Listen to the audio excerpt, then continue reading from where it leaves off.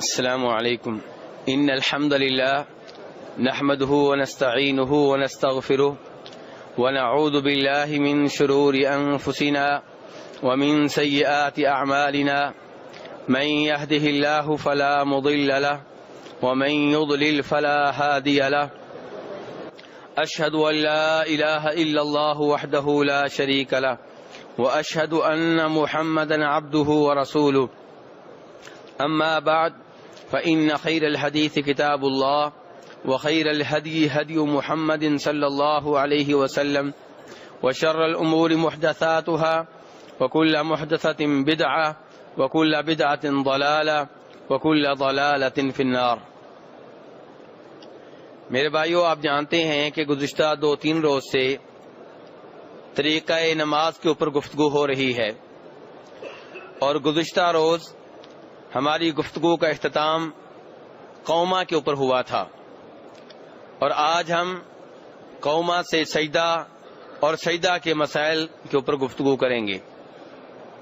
میرے بھائی، جب وہ آدمی جو رکوع کے بعد کھڑا ہے، قوما کی حالت میں ہے، اچھی طرح کھڑے ہو جائے اور قوما کی دعائیں پڑھ لے، اس کے بعد اب وہ سجدے میں جائے گا۔ سوال یہ پیدا ہوتا ہے کہ سجدہ میں جاتے ہوئے پہلے زمین کے اوپر اپنے ہاتھ رکھے گا یا اپنا گھٹنا زمین کے اوپر پہلے لگائے گا؟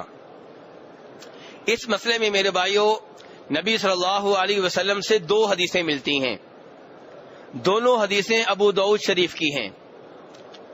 ایک وہ حدیث ہے جسے جناب ابو ہریرہ نقل کرتے ہیں رضی اللہ تعالی عنہ، اور دوسری وہ حدیث ہے جسے وائل ابن حجر رضی اللہ عنہ بیان کرتے ہیں۔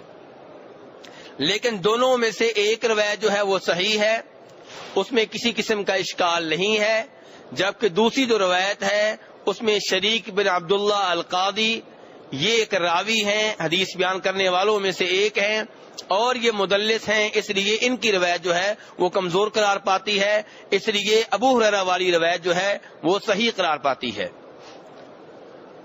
اب سوال یہ ہے کہ جناب ابو ہریرہ کی روایت کون سی ہے اور وائل بن حجر والی روایت کون سی ہے؟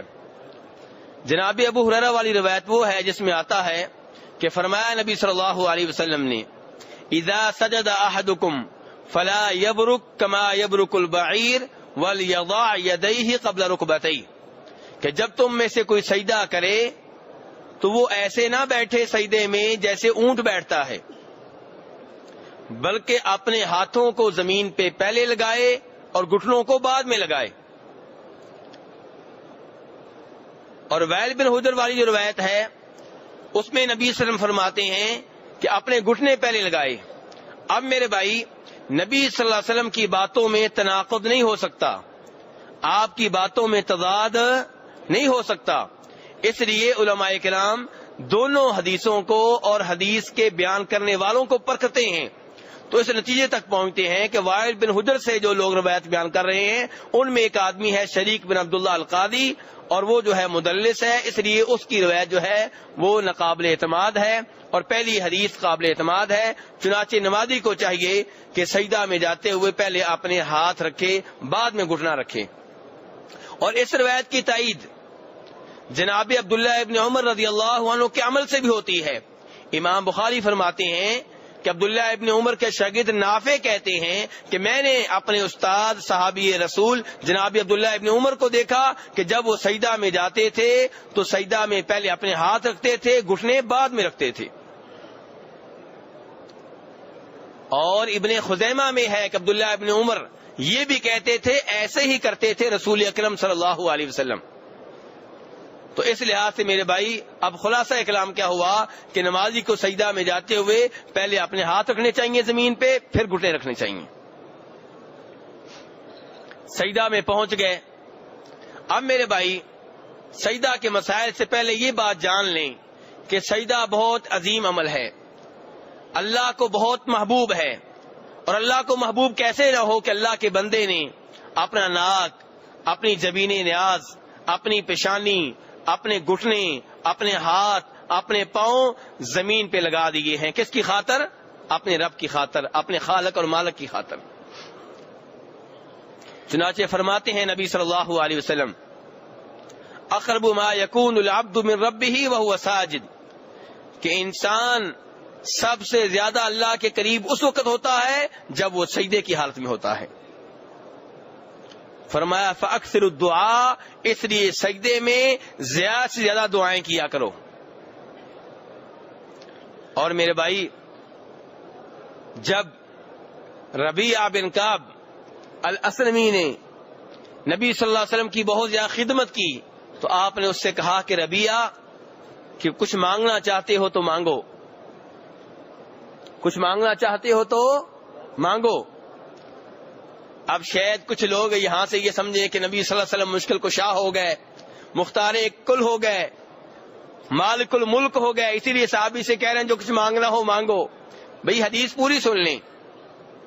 ربیعہ بن کعب نے کہا کہ اللہ کے رسول صلی اللہ علیہ وسلم، اسألک مرافقتک فی الجنہ، میں جنت میں آپ کا ساتھ چاہتا ہوں.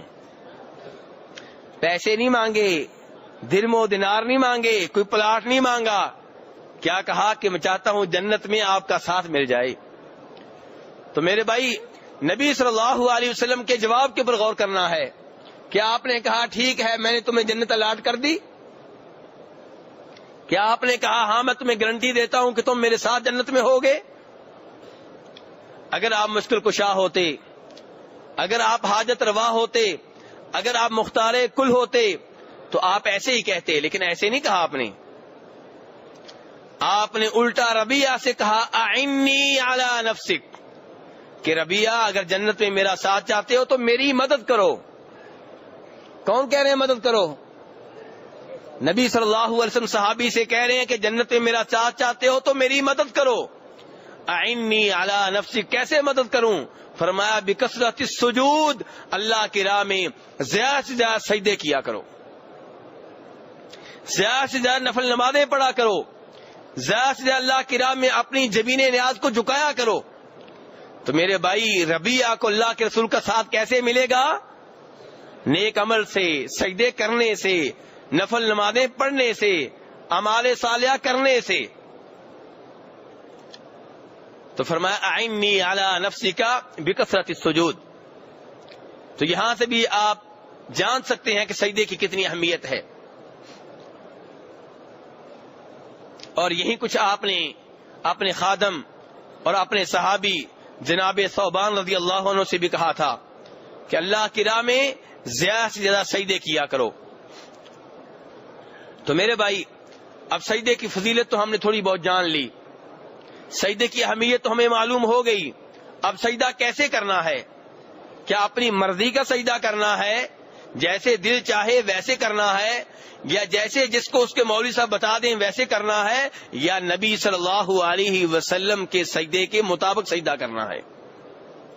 میرے بھائی، سجدہ ویسے کرنا ہے جیسے نبی صلی اللہ علیہ وسلم کیا کرتے تھے، جو ہمارے نبی ہیں، ہمارے رسول ہیں، ہمارے آئیڈیل ہیں، ہمارے لیے نمونہ اور اسوہ کی حیثیت رکھتے ہیں. اور آپ کی سجدے کے بارے میں تعلیمات کیا ہیں؟ سجدے میں آپ کا انداز کیسے ہوتا تھا؟ میرے بھائی، نبی صلی اللہ علیہ وسلم فرماتے ہیں امرت ان اسجد علی 7 اعظم، مجھے یہ حکم ملا ہے کہ میں 7 ہڈیوں کے اوپر سجدہ کروں. آپ فرما رہے ہیں مجھے حکم ملا ہے. اللہ کے رسول کو حکم دینے والا کون ہوتا ہے؟ اللہ تبارک و تعالی. اور اللہ کے حکم کے اوپر عمل کرنا ضروری ہے یا مرضی ہے کر لیں، مرضی ہے نہ کریں؟ نہیں میرے بھائی، اللہ کے حکم کے اوپر عمل کیے بغیر چارہ کار نہیں ہے. تو فرمایا مجھے حکم ملا 7 ہڈیوں کے اوپر سجدہ کروں. اور پھر فرمایا علی الجبہہ، پہلی ہڈی کون سی ہے؟ پیشانی. پہلی ہڈی کون سی ہے؟ پیشانی. اور ساتھ ہی اشارہ کیا اپنے ناک کی طرف، یعنی کہ پیشانی اور ناک یہ ایک چیز ہو گئی. اور میرے بھائی، دوسری حدیث میں جسے امام حاکم اپنی مستدرک میں لے کر آئے ہیں، آپ فرماتے ہیں، آپ صلی اللہ علیہ وسلم کہتے ہیں کہ اس آدمی کا سجدہ نہیں ہوتا جو زمین کے اوپر اپنا ناک نہ لگائے جیسے پیشانی لگائی ہوئی ہے. زمین کے اوپر سجدہ کی حالت میں ناک لگانے میں کئی بائیوں سے سستی ہوتی ہے، ناک زمین سے اٹھا رہتا ہے، اس حالت میں سجدہ نہیں ہوتا. اس لیے میرے بھائی احتیاط کریں. آپ فرما رہے ہیں مجھے حکم ملا ہے کہ 7 ہڈیوں کے اوپر سجدہ کروں. پہلے نمبر پہ پیشانی اور ناک، دوسرے نمبر پہ دونوں ہاتھ کتنی ہڈیاں ہو گئیں؟ اور اس کے بعد فرمایا دونوں گھٹنے کتنی ہو گئیں؟ اور اس کے بعد فرمایا دونوں پاؤں کی انگلیوں پہ. یہاں سے پتا چلا انگلیاں زمین کے اوپر لگی ہوئی ہونی چاہیے. کئی لوگ سجدہ کرتے ہیں لیکن پاؤں اٹھا ہوا ہوتا ہے، اس حالت میں سجدہ نہیں ہوتا. تو میرے بھائی ان 7 ہڈیوں کا سجدہ کی حالت میں زمین پہ لگنا ضروری ہے. اب میرے بھائی ہمارے ہاتھ کہاں پہ ہوں گے؟ زمین پہ تو لگ گئے، زمین پہ کہاں ہوں؟ پیٹ کے برابر ہوں، کندھے کے برابر ہوں، کانوں کے برابر ہوں، سر کے برابر ہوں، کہاں ہوں؟ میرے بھائیو نماز اتنا عظیم عمل ہے کہ ایک ایک چیز کا آپ نے خیال رکھنا ہے. تو صحابہ کرام بیان کرتے ہیں کہ نبی صلی اللہ علیہ وسلم اپنے ہاتھ کبھی کندھوں کے برابر رکھتے اور کبھی کانوں کے برابر رکھتے، کبھی کندھوں کے برابر کبھی کانوں کے برابر. تو یہ دونوں سنتے ہیں، کبھی آپ اس کے اوپر عمل کر لیں کبھی آپ اس کے اوپر عمل کر لیں. اور یہ نہیں کہنا کہ جناب ایک طریقہ جو ہے وہ شافی لے لیں، ایک مالکی لے لیں، ایک حنبلی لے لیں، ایک حنفی. دین کو تقسیم نہیں کرنا. یہ دونوں طریقے ہیں، دونوں سب کے لیے ہیں. دونوں ہی طریقوں کے اوپر حنفیوں نے بھی عمل کرنا ہے، شافیوں نے بھی کرنا ہے، مالکیوں نے بھی کرنا ہے، حنبلیوں نے بھی کرنا ہے. جو ان چاروں کی طرف اپنے آپ کو منسوب نہیں کرتے انہوں نے بھی ان دونوں کے اوپر عمل کرنا ہے. دین کو تقسیم نہیں کرنا. ساری ہی سنتے ہمارے لیے ہیں، اللہ کے رسول کی ساری ادائیں سب کے لیے ہیں. آپ کے سب طریقے اگر حدیث سے ثابت ہو جائیں، ضعیف روایت نہ ہو تو سب کے لیے ہیں. اس لیے کبھی ایسے کریں کبھی ویسے کریں. اور میرے بھائی ہاتھ زمین کے اوپر لگے ہوئے ہوں اور آپ کے بازو زمین سے اٹھے ہوئے ہوں.